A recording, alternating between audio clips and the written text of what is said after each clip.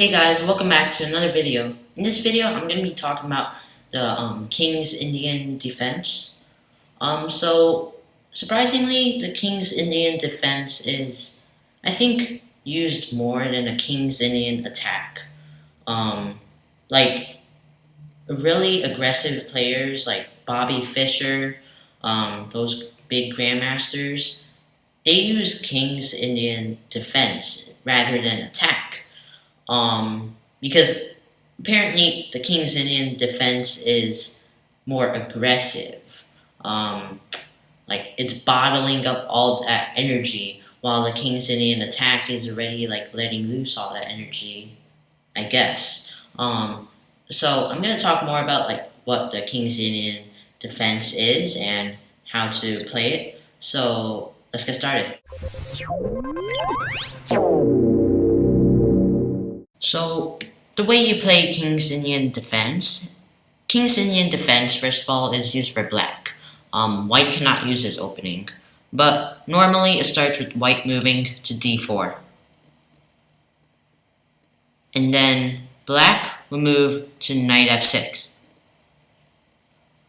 And then afterwards, normally, I guess like this is the best line for white. Obviously, white could just play knight f3 or knight c3. But normally, as white, you want to go for like the center. So you want to try to grab the center by moving to c4.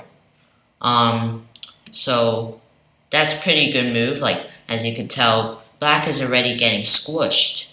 Like he's not getting a lot of space. But the King's Indian defense, it's one of those openings where it's black allowing white to take the center, and then black is gonna hit the center, like start destroying white's big center from the wings. He's not gonna attack from the center. Black is not going to attack white center from the center, but he's going to attack it from like the wings. So as you can tell, this black knight, it's already eyeing this e4 square, so white couldn't have done pawn e4. Now black is going to try to continue his attack, and he's going to move his bishop up, or he can move his e-pawn up. But like here, if he moves his g-pawn to g6, then he'll be able to make a fianchetto. So after this, white might want to continue making his center, because that's all he could do. Black is allowing white to do this. And so basically, when black plays one of these openings, like King's Indian defense, basically it ends up becoming a battle of whether black's idea of allowing white to have the center and then destroying it, it's basically like testing whether that's true or not. So if black allows white to have the center, is basically like challenging white. Okay, you can have the center, but I'm gonna win because I'm attacking your center. Your center is so weak. And that being said, white, if you're playing against like the King's Indian defense, then you should try and make a strong center, because this is what black is aiming for.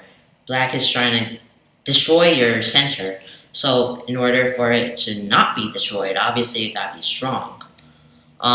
So here, white will do this, probably a best move right here, and just continue attacking the d5 square. And then, now, black now does his fianchetto with bishop to g7. And then white will most likely do this. And then now here, black will have to move his pawn up. This is how King's Indian defense is. Like you kind of allow black to you kind of allow white to take the center, and then you kind of like black, you kind of take the least amount of space as possible. Don't know why, whether that's strong or if that's weak. So black moves his D pawn up, and then this is like the starting position. King's Indian defense. This is it. So basically, notice that black moved to d6 to prevent pawn going to e5. So now let's say, I don't know, white does some move like this. Knight f3, or perhaps bishop d3. But I think white wants to defend his d pawn a bit more. Alright, so let's say this happens. Now, this is like where it branches off. Like the king's, like this is where different lines and different variations, this is where they come in play. So the one that I personally like best, I mean, you could castle, but I'm afraid that's going to be a bit too passive. Like, as black, you're already passive here. You don't want to be even more passive. You want to attack right now. So, you could castle. That's one line. But what I would like is doing this.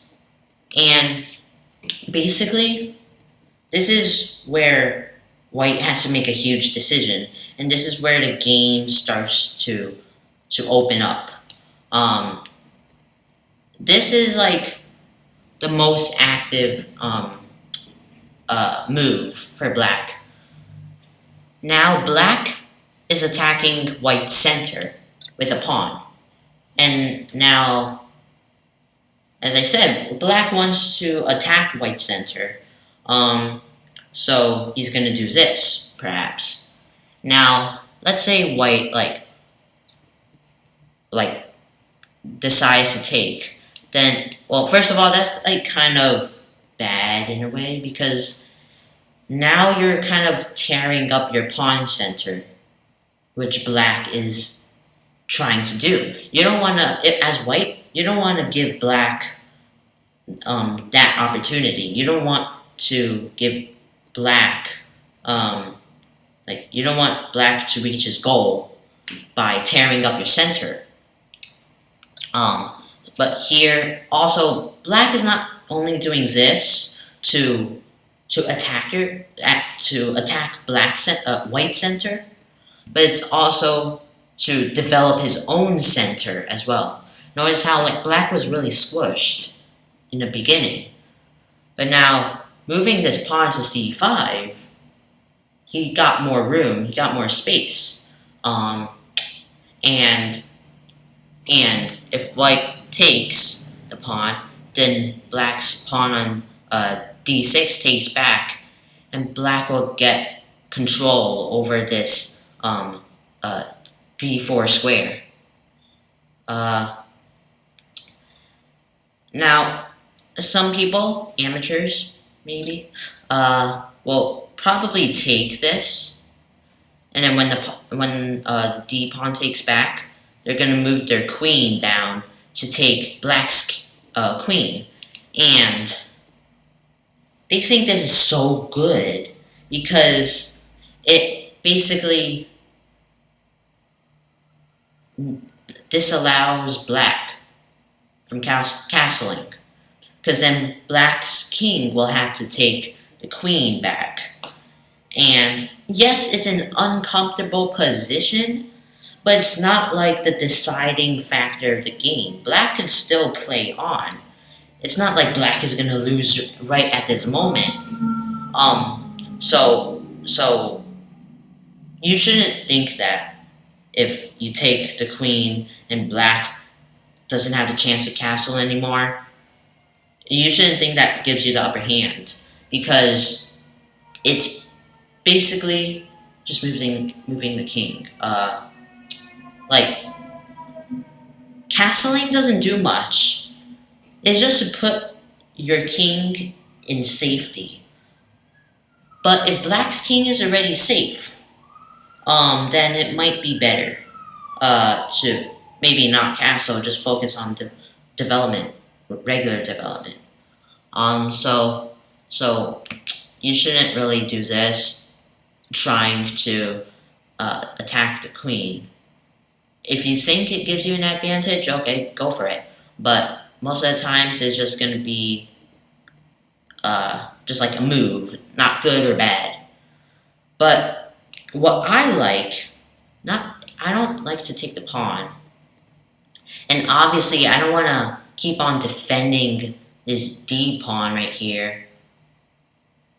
I like to close in the center and be like, no, black, you're not gonna tear up my center. But notice that black is now in charge of this D4 square. So this is like the King's Indian defense. Like, you try to disrupt a white's center a bit. So now here's like where it kind of drifts off into like many different kinds. So this black bishop might want to get out here and maybe do this. Because notice how the center is closed. I think I said this in one of my previous videos. When it's knights versus bishops, knights are the kings of closed positions. Like, they could jump over pieces and they're not really at all like stopped by the closed position. However, bishops, they need open positions to travel through. In the King's Indian defense, knights usually, not all the time, but most of the time, they prove to be better than bishops because it's a closed position. So you could do this. It's not a horribly bad move. On your next move, you could take the knight. You don't want to develop this knight yet, though, because if you develop this knight, it will most likely have to move to d7. You don't want to move to c6, obviously, or here. No. But if you move it here, then it's blocking the bishop. So this is perhaps a great move. But what's also another great move is to keep on attacking white's center. Remember, as black, when you're playing the King's Indian defense, your objective is to tear up the center. You can't just like go and attack white's center once by moving this. You gotta stay focused on your goal, and you don't want to like give up on your goal. So you want to continue attacking white's center by moving to e6. Don't give up on your goal. So now white is in pretty big danger, because now his center is kind of being drawn towards black. And this is what black also wants. Black wants to like draw white's pawn center towards him, so then white has less control over it, and then black will just like take all the pawns. And notice how like even here white seems a bit overextended with the pawns. If white takes, then black will take back with his f pawn, and or his bishop, but I prefer with the f pawn because then black will like get more center space. So now like black is trying to turn the tables and try to get some like central space. And if white takes, notice there's a huge gap. The d file, white does not have a pawn on the d file anymore. And so it kind of feels really open up. And black will probably use this to bring his pieces straight into the heart of white's territory and perhaps win the game. So if you take, that's a pretty bad move. But for black, if white takes the pawn, then you most likely want to take with your f pawn. But otherwise, as white, you can just continue developing. Notice how this bishop, dark square bishop, is really bad right now. Like, it's just gonna be trapped here because black's pawns are everywhere, blocking the path. And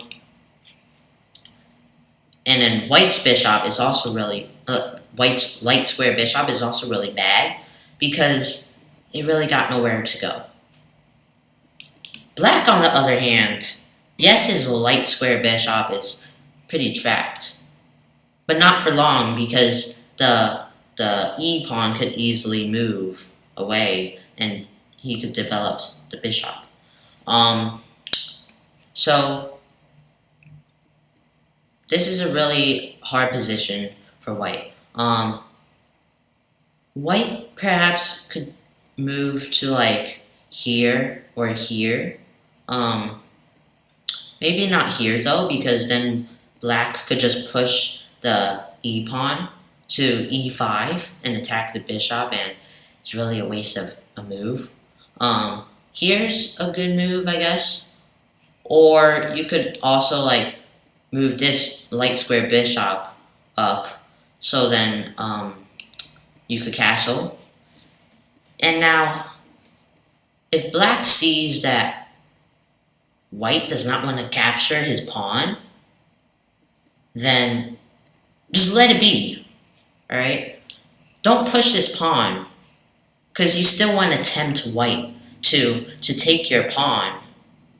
Only if you want to, if like the situation in a position calls for a pawn push, like perhaps at some point in the game you want to really take control over the d4 square, like this, then you could do it. But like right now, the situation doesn't call for it. This pawn push is most likely going to be used for later in the game. So right now, perhaps you want to like castle or do this. But I think castling is a pretty good option. And so now this is like the end of this video. Hopefully you guys enjoyed this video and learned a lot about the King's Indian defense. If you guys did, leave a like, subscribe, and click that notifications bell to see more chess videos.